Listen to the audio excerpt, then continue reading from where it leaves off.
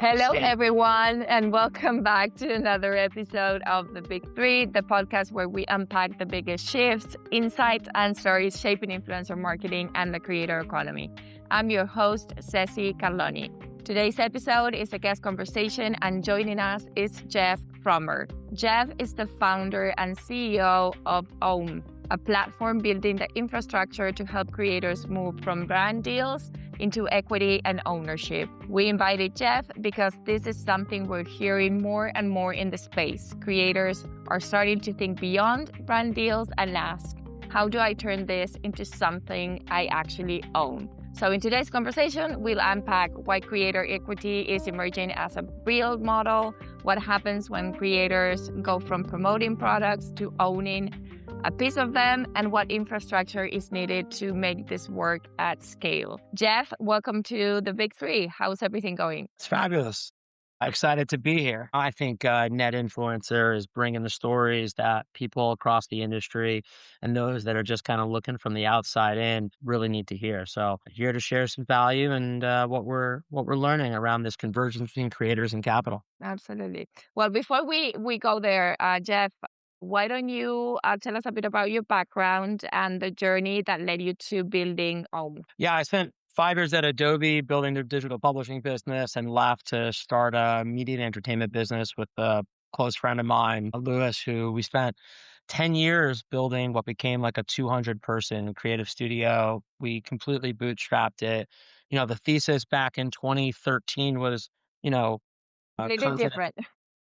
A little different, but in reality, though, our thesis was content at the speed of culture, right? Because Okay. at the time, Snapchat was coming out and brands were paying big production companies $50,000 to go spend 3 weeks making a 30-second ephemeral piece of content that was seen today and gone tomorrow. And so if you thought about putting a tech stack and aggregating, what in the traditional way of creative process before AI existed, where like someone who came up with the idea, someone who shot the stuff, someone who edited, post-production, animation, and graphic design, and you brought all of those people together with the tech stack in the middle, could you be really fast? Could you be inexpensive? And could you create something at Hollywood level? Yeah. And that allowed us to scale really fast. And what ultimately became, we made 7, 8 feature documentaries, Netflix, Amazon. We bought a talent agency. So I represented a number of professional athletes. And then we built what became a really large video first podcast network with about 50 celebrities like, Mike Tyson and Kevin Garnett and All the Smoke with Barnes and Stacks and Theo Vaughn and a bunch of others. And so I kind of lived in this really interesting convergence of seeing, how brands thought about the attention economy and acquiring more customers, and how creators and talent really thought about building an owned audience and how they could actually monetize that and leverage it. And I think what came to me to this conclusion after we sold it to a public company in 21 was, you know, creators today are starting to think about, how can I build a brand for my audience versus rent my audience to a brand? And I think if the Yeah. barrier continues to get lower, and attention and trust, which are two separate things, are the last remaining moats. And Claude Code and Cursor can really build anything. And venture studios and manufacturers can create a product. The thing that really matters is, no matter what you build, how do you let more people know that it exists? And I think creators will be both the capital and co-founders of these attention first businesses. And at OWM, we want to be the infrastructure to allow founders, operators, and creators and managers to come together to build these companies, as an equity partnership, right? You want some skin in the game. You want real upside. And then we also want to help each other find each other. So what we did was we built the church so that people can get married, because there was so much Love friction, that. so much cost, so much manual labor just to do a deal, which is why it was reserved for celebrities in the 0.01%. And we really want to unlock the middle class of the creator economy, which is driving the most of the acquisition funnel anyway. So that's how I got here. I'm really excited to add value and share what we are seeing every single day, and stoked to answer all and any questions you have. Yeah, I'm curious about your views on the creator economy. I mean, if we zoom out for a moment, And when you look at the industry more broadly, where do you think we actually are in its evolution? Listen, I've met a lot of people, and I would say a lot of them kind of fell into it. And I'm not really impressed by the intellectual capacity of some people who are making a lot of money in this space. I think people are thinking about transactions and just waiting around for someone to call, and then they negotiate a deal and they think that's a business, right? I think what really is happening here is what Mr. Beast and Jake Paul and Stephen Bartlett and Haley Bieber and all of these people that you look up to and inspire really have is a COO and an operator. And I think, if you look at that Jay-Z line, it's like, I'm a business man. Like that's what's really the transformation of the creator economy going from, I'm paid to post and I built an audience on either some, transactional programmatic revenue that YouTube is bringing in, right? Or a brand partnership, actually something that is self-sustaining and is a business where people are being provided value and not being Yeah. sold something. And I think that's where the maturity of moving from the creator economy into the ownership economy really is the transition that we want to see. And you're seeing it on the outskirts. There's a huge gap in education. I think a lot of people fall into making content. They have a passion for creating something, Yeah. right? But don't have the vision for how it becomes a business. And then someone else steps in and says, hey, you have an audience. Let me help you make some money off of it. And then that audience who falls in love with this creator, understands at least today that like, hey, I got to feed myself. I got to sell some stuff to make some dollars, right? But that inauthenticity of grabbing the bag, disenfranchises the audience over time. And what's happening here is that that data exists where you can understand exactly what that audience is looking for you for, right? And you can understand what are you passionate about? And then can you build something of value, right? Where people are willing to pay you for it versus a brand pay you to promote something to them. And I think what you're seeing is creators with 50,000, 100,000, 200,000 followers build 7 and 8 figure businesses completely organic by providing something that their audiences that trust them and believe in them will actually want to pay for. And I think you're going to see millions of these, attention first businesses built off the back of these niche and micro audiences. So I would love to see more maturity coming in. I think you're seeing some really great executives, especially at the highest end with like the Mr. Beast and the Cody Sanchez's of the world. And you're building in some great operators, but there's definitely a bunch of people that need to get flushed out of this business. Absolutely. Jeff, I'm curious about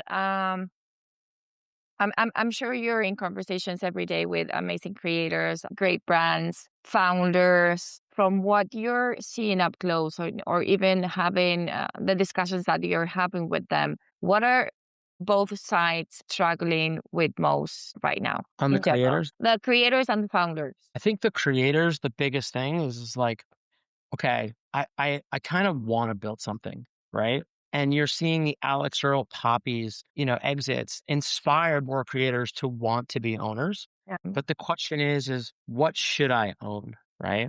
And I think there's two things that I try and advise creators on. There's purpose and passion, right? And passion is something that you're really passionate about. It's something that is deeply innate to who you are. You want to solve, you want to see in the world exist, right? And so you might say, hey, I'm really passionate about perimenopause and I want to help women get through this and I want to find a solution there, right? But your purpose as a creator, your audience doesn't match with that. They're young boys who game. And Yeah. so like there's a mismatch between something that you are really passionate about versus what your audience knows you for. And a lot of times people go into the 0 to 1, I want to build something, not realizing how hard it is. And then no one is smart enough to tell them like, look, I know you're really passionate about that, but like, that's not something, it's going to be much harder for you to do that thing because your audience that is the moat that you have, this trust and distribution that you've built, they're not going to buy that product, right? Where you find real scale and opportunity is when those two things align. You're passionate about a problem to solve, and your audience is the exact customer who would buy the solution to that problem, right? Okay. On the founder side, right? I talk to people at different levels, right? And I'll give you two examples that are just top of mind for me, right? The first is the the entrepreneur who is an incredible operator, who is building an incredible product and is solving an incredible problem, but lacks the capital and the trust and distribution to scale. And so they're looking for creators and talent that want to be invested in the outcome. They want to give them equity, right? They want to give them some skin in the game, but they don't know how to find them, and they don't know how to get the creator to understand about what equity is, right? And for the creator and manager who are traditionally thought about as I talk and I get paid, right? To Yeah. change the mentality of a sponsorship to a partnership or an investment where you are actually taking your social capital, which is worth something, and you are investing it for the long term in that business so that when you talk, right, you are earning that value that you are putting into that operator's business. And so there's a lot of education and investment that goes in. You're basically asking a creator manager to be like a seed investor, right? And there's a special for seed investors that are different than Series B investors later down the fundraise, where it's like you already have product market fit and it's much easier to invest versus like founder, they're doing like 5,000 a month in sales and I've got 500,000 followers. Like, is this thing going to be worth anything? Do I believe in this founder? There's so much there at those early stages, right? So much trust at the early stages. And then the other side of that are brands that have been playing the arbitrage game in performance marketing, right? I put $1 Right. into the Zuckerberg machine and I get $1.10 out, right? And so you put in 1 million and you get a million, million one out.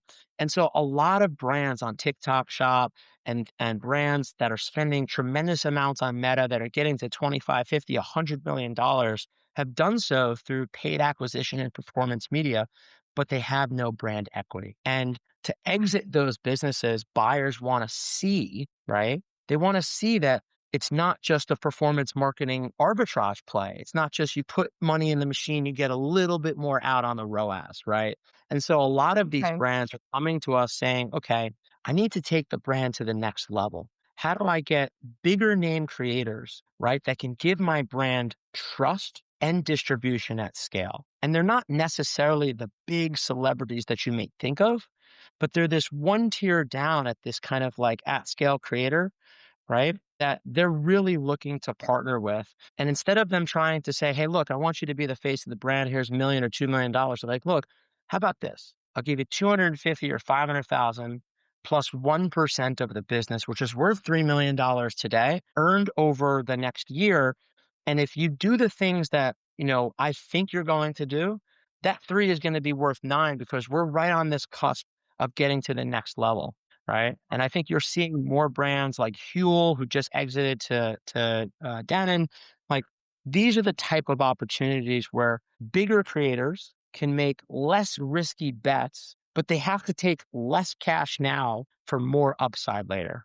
Right. And Okay. that's the conversions between like early founders and niche creators who are like, okay, hey, is this thing being built for exit or is it being built for cash flow? And how should I think about investing my social capital in that business? Or it's like, look, I'm putting money in the machine and I need to skip level and to get to another echelon. How do I get a really big, team of Avengers, right? Where that key man risk of Haley Bieber or Mr. Beast isn't necessarily the anchor, but as a collective of people that surround my customer. How do I get 3 to 5 of those people to invest in my brand so we can go to 100 or 200 or $500 million?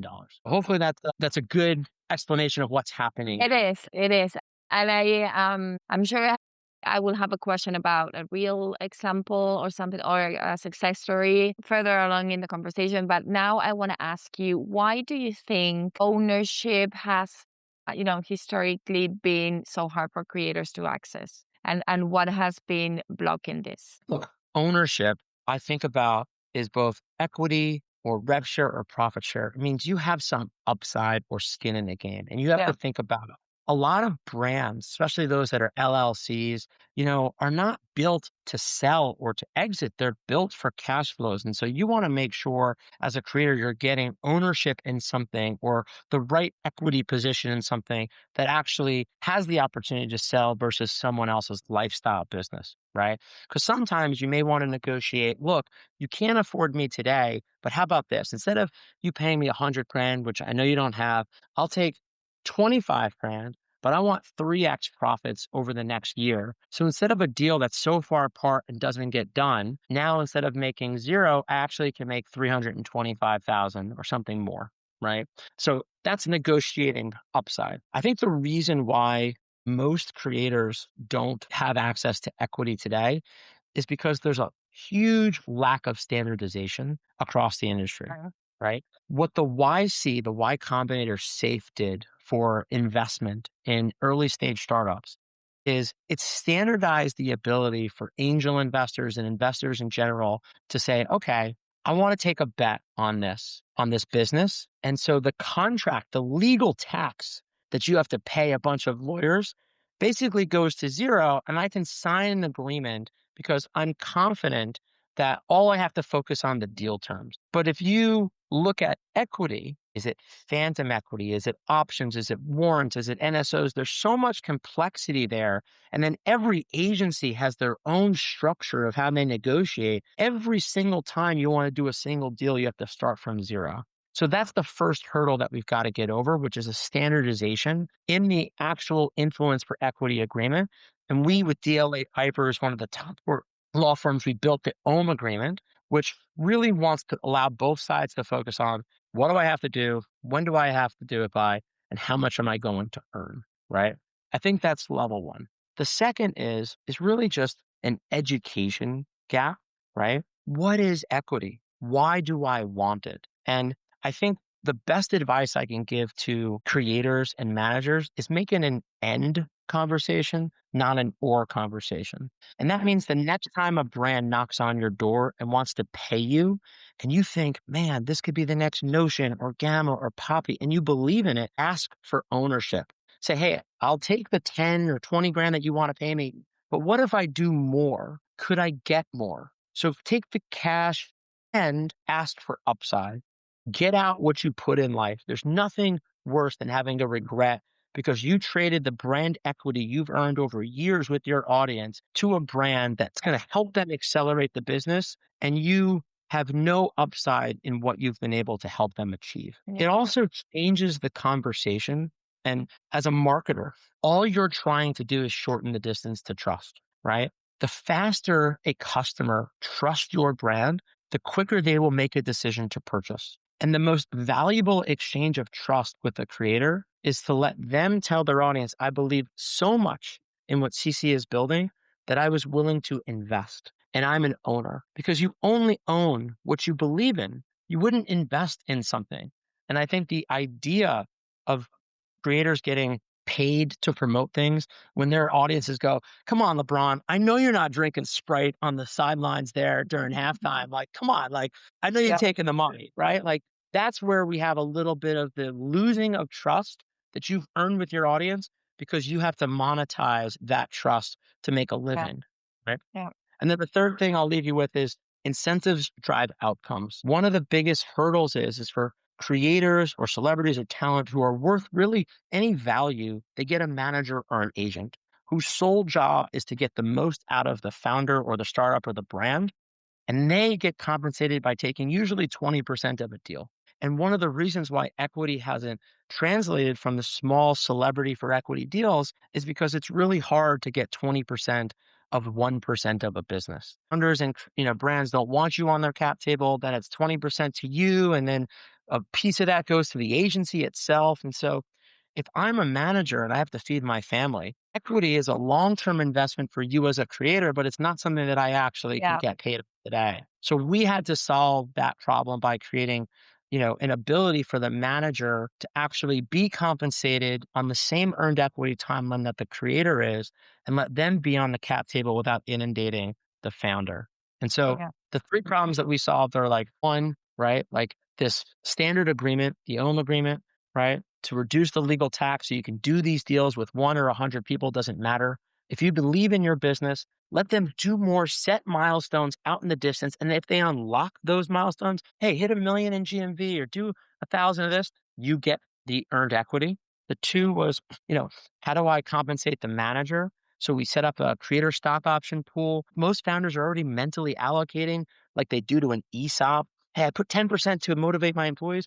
They put 1, 5, 10% even to distribution. I want to go put creators on my cap table. And that means you also have to compensate the manager and the agencies. So let's make it really easy for you to create an earned equity pool for creators. And you could put that aside and OWM manages it.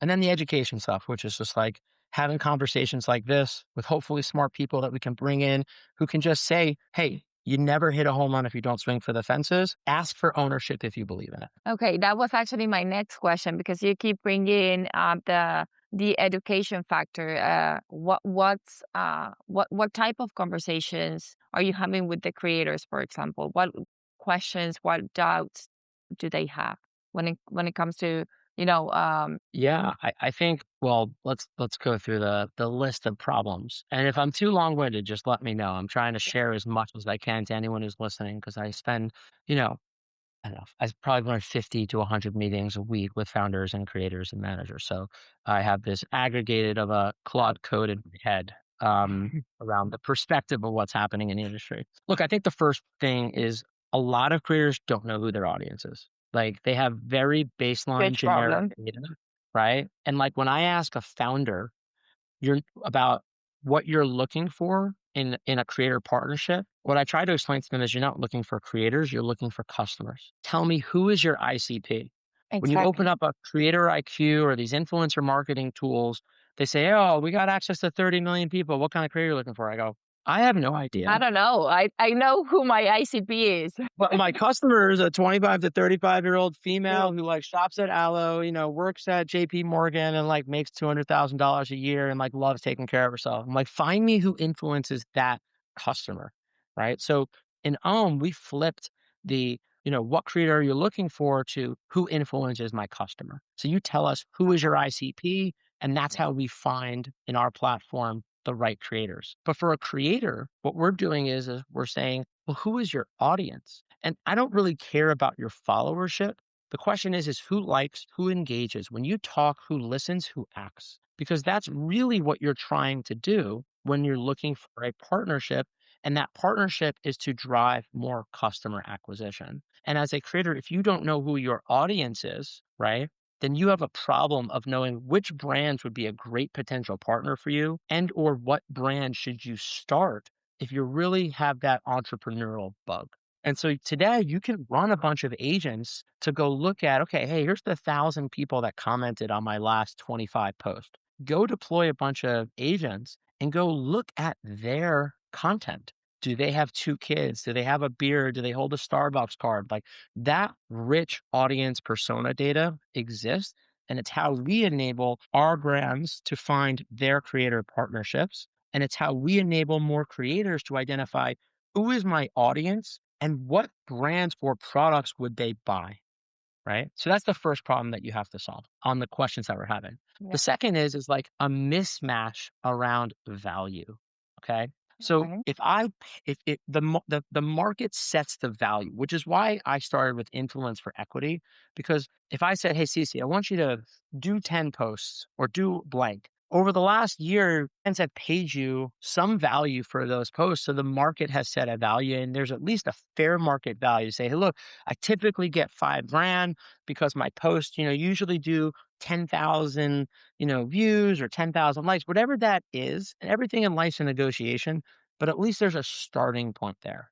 Right? So A brand on the equity side, there's usually a starting point there as well. Hey, I did my last round where investors gave me cash at a 10 million post or a 20 million post, or we did a Series A at $100 million.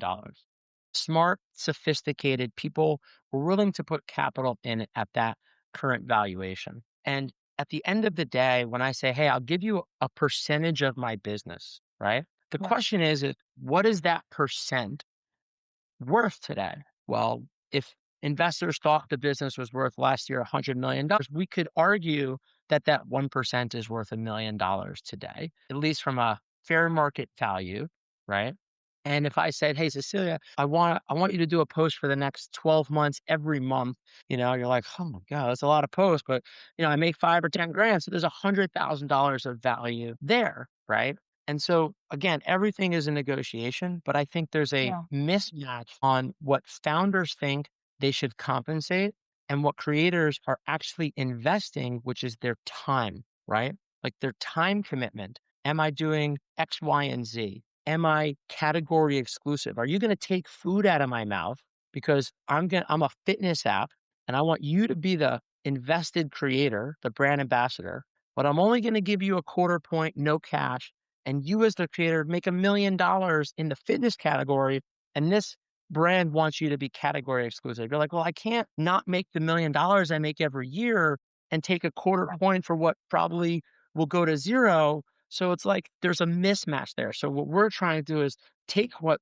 was been reserved for VCs and public companies and angel investors and Silicon Valley backed startup founders and democratize this conversation to let more creators and managers know how to think about their currency, influence, trust, distribution as investable social capital to get upside in these brands they believe in, and how to help founders think about, look, your most valuable currency is equity, but that side, they make a ton of money monetizing it by selling that to other brands. So you've got to fairly compensate Yeah. them based on what you're asking of them to put in and what you hope and they hope they can both get out. Jeff, let me ask you this. I was thinking as you were speaking about the process and how to, what are the main conversations you're having? I'm curious about what happens after a creator. Once a creator is on a cap table, how do you know, how do you measure whether they're actually like delivering value? What does performance tracking look like in this model? Yeah, I think a couple of things. One is when you're doing any equity deal, I always say you should be thinking about what is the tether for termination. Okay. And if I was to put CC on my advisory board and Yeah. that agreement said, help Jeff, okay, and it was pretty abstract, and I haven't heard from you in 6 months, it might be hard, even if my business is flying, to say, "Hey, Cece, you're not helping. We're going to terminate the agreement." You're saying, "What are you talking about? I'm helping." Right.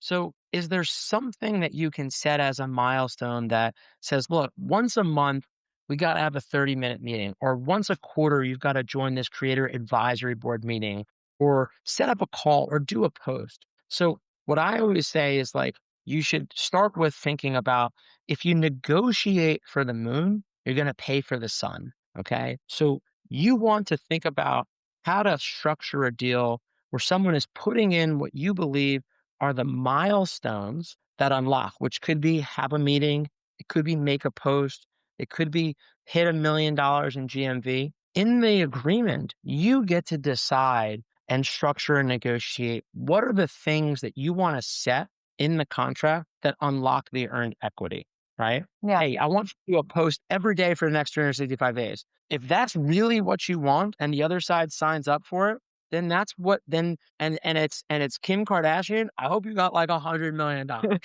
Right? I don't think she should post about it every day, but that's what you negotiate. That's fine. So I think the tracking should be on the milestone, and impact is what happens after the milestone is completed, right?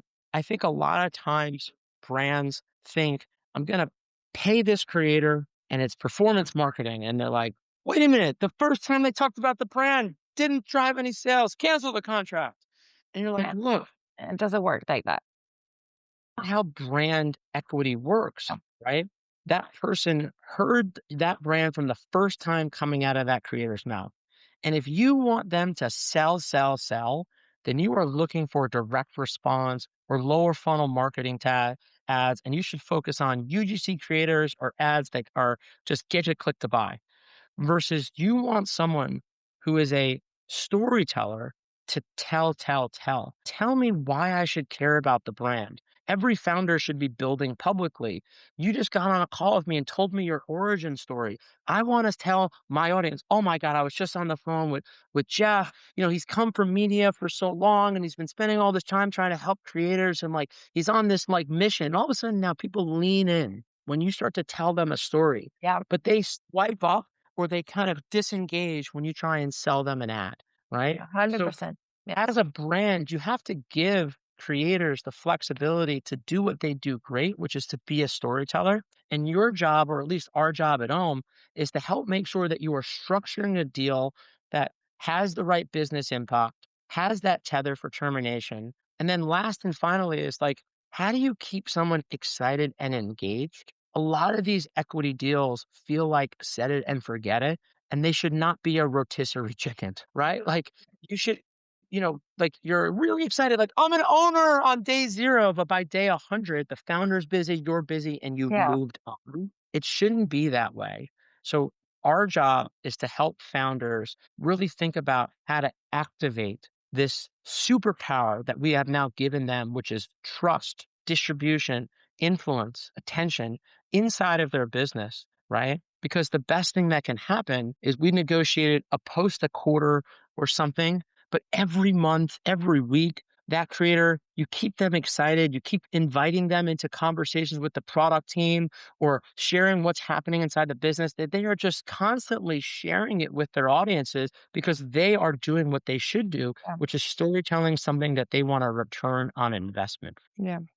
Jeff, let's jump to that real example that I mentioned before, because I know that you helped structure the SAG Justice and Vibes deal, where creators took equity instead of fees and helped drive 8x weekly downloads and 60%, and correct me if I'm wrong, 60% conversion rates. Walk us through how that kind of deal actually comes together. Find your customer in a creator's audience. Step 1, identify the who, use data to validate the why. Zach is not just the right. So you're trying to match two things: a customer persona, your customer persona, with a creator's audience persona, and then the brand persona, how your brand speaks, its personality with a creator persona. So the first is, does this person influence my customer? And then would they be a good long-term fit for my brand? And Zap fit both of those two things, right? Now the question is how do you activate that person, right? And I think, again, it goes back to sell, sell, sell, and I'll skip, skip, skip, or tell, tell, tell, and I'll lean in, right? I love And that, actually. yeah, don't steal that. That's one of those Jeff look quisms hanging on my wall. Like impossible has nothing options. I heard a good one this morning, which was die with memories. Oh, no dreams. Yeah, I Uh, saw that. That popped up in my Instagram reels. so with Zach, what they did, and I'll give credit to both sides, was like, okay, how do you activate a partnership, right? And I think what people forget is that creativity in a world of AI is what humans are looking for. Driving for. Yeah, I think we are looking for both a sense of community. I want to feel a part of something. And I want you to invite me into something that I want to lean into. And I think with Zach, building a dating show, and I just did an episode with Zach for our owners only pod where I talked to him about this. It was his first time ever. I've produced a lot of these type of shows. Like it's crazy for the budget that they were able to do it for, and like the Yeah. amount of content. People don't understand like when you're watching Love Island or whatever, show that just gets your giggles on for like making fun of the Mormon wives, like whatever that is. There's a lot of people involved that are scripting and filming and trying to make Yeah. that work, right? And what they did was they built something authentic to an audience that was right for Zap and right for the brand, and that drove a lot of acquisition and a lot of brand awareness, right? Yeah. And I think as a measure of success as a brand marketer, I think, it always goes back to, when I sold my business, and talking to the CMO, I was the chief content officer. We always would go back and forth about like, you want bottom line results. And I go back to that performance marketing machine. I put in $1, and I get $1.10 out. And so it's easy for a CEO or a board or, a team, executive team to go, let's do more of that. Right. And that, because it has immediate results, right? If I said, hey, take this shot and you'll lose 5 pounds, you would do it because you'd have an immediate result versus Yeah, to justify the spend. it's easy to justify the value. Versus I said, hey, stop eating those chicken parms. You're like, no, I can just do this. It's easier, right?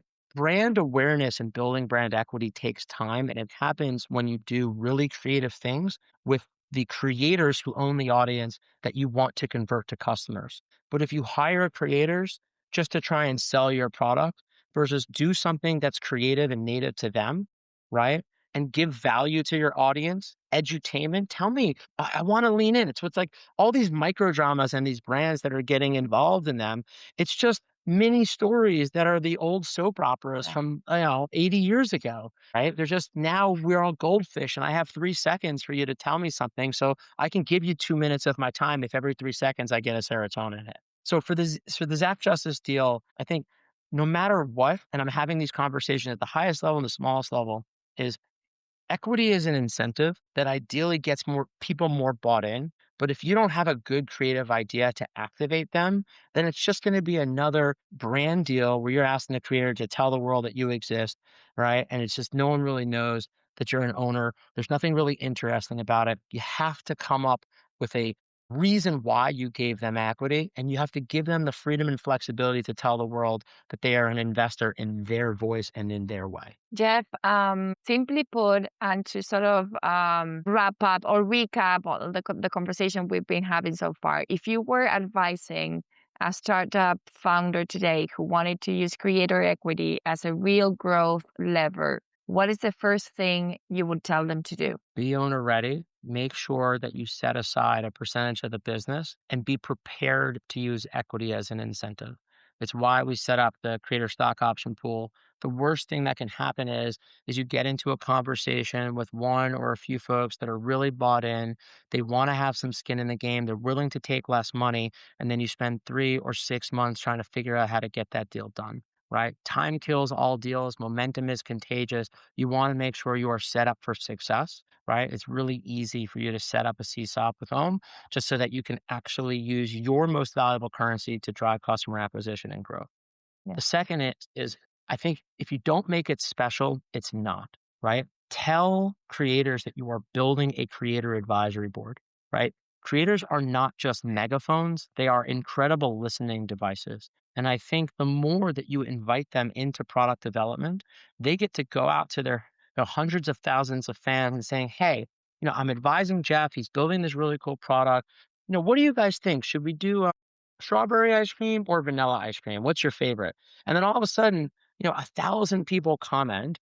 You actually get real time feedback from the customers that you want to sell Yeah. to, right? And then when you release the product and you get that creator to talk about, hey guys, remember that thing I asked you guys about? Well, screw it. We decided to make strawberry and vanilla ice cream. Yay. And then everyone who gave their feedback, it feels like they got bought in. And so that's Part of the it. idea. Build publicly, right? And I think give people a job, give people responsibility. And so I say, like, build a creator advisory board, a cab, because you want someone who believes in what you're building to feel responsible to help you, right? And if it's just, and if you treat it very casual or transactionally, and both sides lose that interest that I'm really bought into wanting to help you, right? And I think no matter what you are building, it doesn't matter if it's a B2B SaaS product or a CPG or GTC brand, someone out there influences your customer. And if they were invested in your company's success, I guarantee you would be more successful. Yeah. You got to think about, how can I bring you into the outcome and not just pay you for output? Set up a system so that you can use equity, make people feel bought in to drive growth, create a creator advisory board, invite them into that responsibility, right? Make sure you both set those expectations. And then the last and final thing is activate. Keep people excited and engaged. Ask questions. It's just like any founder I advise. It's just like, hey, guys, we're trying to do more sales. If anybody knows anyone who's looking for blank and blank, let me know. Versus, hey, Jeff, I see you're connected to these 3 customers that are potential customers of mine. Would you mind sending them this intro email? I pre-drafted Yeah. it. All you have to do is hit send, right? bring me into the action, right? So that I know what to do and how I can help versus just a abstract thing that's like a concept of saying, I have to think, okay, what customers would Jeff want to talk about? Do a little bit more work, right? I promise you will be a little more successful. Build a CSOP, build a creative advisory board, and make sure to activate the people who want you to win, investors, advisors, creators, everyone, and you will be more successful. Absolutely. Jeff, last question. You built Malka from nothing to a $75 million exit. Now you're building home around a completely different model. Tell us what drives you to keep building. I think you want to be useful in life, right? Mm. And I think for me, the most joy I get is helping people skip all the potholes that I fell into. I wish I had me when I was building. I wish I had a mentor. And I think that no matter what you are building today, if more people know that you exist, you will be more successful. And if no one knows you exist, you will die. And so when I thought about how I could help every startup and founder, and I thought about my superpower, it's storytelling, right? But I can't do that at scale. But what I can give every startup and founder is a storyteller at scale. Put creators on your cap table, unleash them, right? To help you. You may be an introvert, you may be the developer, you may be a great operator. Not everyone can get on a camera and have this kind of conversation and hopefully keep people engaged for 45 minutes, right? It is its own superpower. And if that's not you, find the yin to your yang. Someone out there is looking to be an entrepreneur. And instead of them building something 0 to 1, maybe you are building it 1 to 10 or 10 to 100. You just have to find each other and then make sure that connection is not transactional, but is really invested. And that's why I think equity and ownership will be the next great economic driver of this country, because I think the American dream is no longer about owning a home. I think it's about being an owner. I love that. And I love the part that you said about making sure the connection is not transactional. I think that's highly important, especially in this industry. Jack, we had a great conversation so far. Is there anything else that you want to share with everyone listening? Look, I'm here to help. You guys can reach me at jeff@owm.ai. Follow me on LinkedIn. I try and share useful stories. I write everything myself. I don't have an AI agent that does it. I share my diary once a week in a newsletter. Yeah. Sole joy I get out of life is adding value. And so if you have questions and I can be useful to help you win, I'm here for it. Well, thank you so much, Chef, for your time, for joining us and sharing your perspective. And to everyone listening, thanks as always for tuning in. We'll be back soon with more conversations and insights from across the creator economy. Talk soon.